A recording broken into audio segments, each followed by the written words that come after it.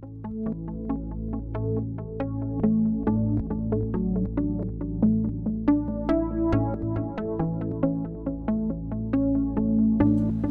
Roger, welcome to Champions TV. When did Thanet community radio station start and why did you start it? Right, well it started in my mind about, it's got to be a long time ago now.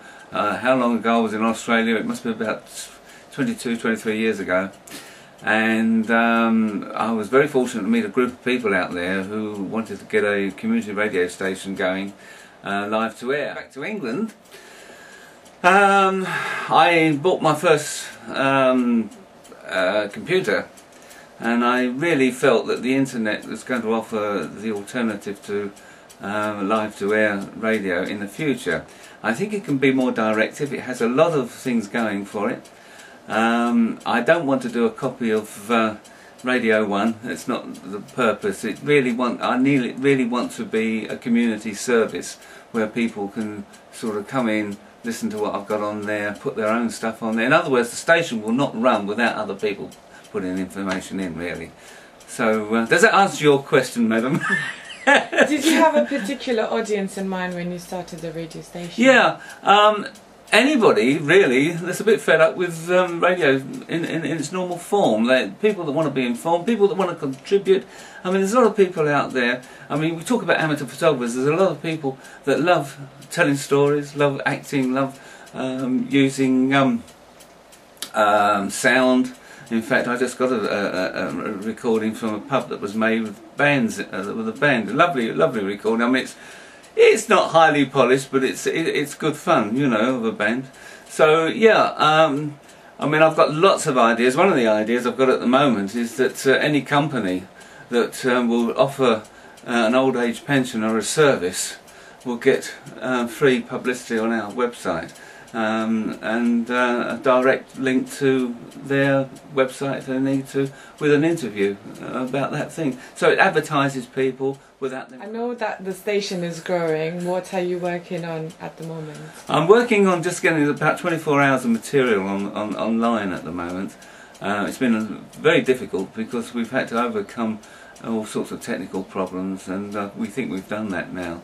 My long-suffering server up in Worcestershire, great friend of mine, terrified that I'm going to wreck his computer for him. But I think we've got through the bandwidth problems which most of these sort of stations have. So, what makes you different from other radio stations? Oh, very different, because we're not out there to do purely entertainment. I think community radio stations do a very good job wherever they are and whatever they are. However, I think because we can put things on hold and people can pick out what they want to listen to over a whole range. I mean, at the moment I think we've got about 12 channels running at the moment with different programs in each one. Eventually they won't listen to community radio in the same way as they will listen to Radio 1 or BBC Radio 4 or something like that, but it will be closer to Radio 4 than it would be than to Radio 1. What is the best way to find out about your Thanet community radio? Just type in Thanet community radio and it's there. Is there any opportunities for local people to get involved? Oh, absolutely. It's absolutely essential that they do.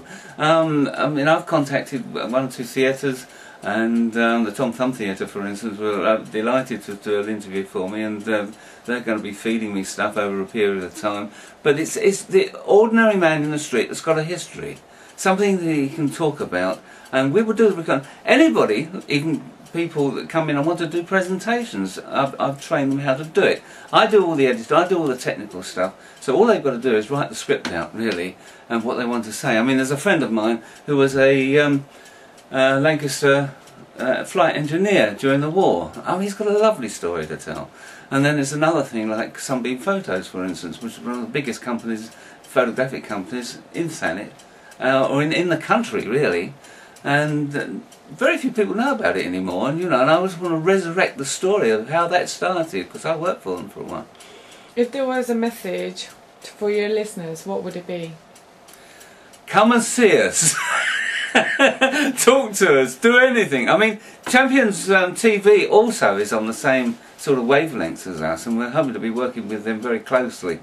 Let's hope we can, because I think we do have a slight advantage because we're sound, and you can listen to sound anywhere, anytime, in your bathroom, in the loo, in the kitchen, anywhere, in the car even. And with the development of technology, you can listen to this on your telephone, you know.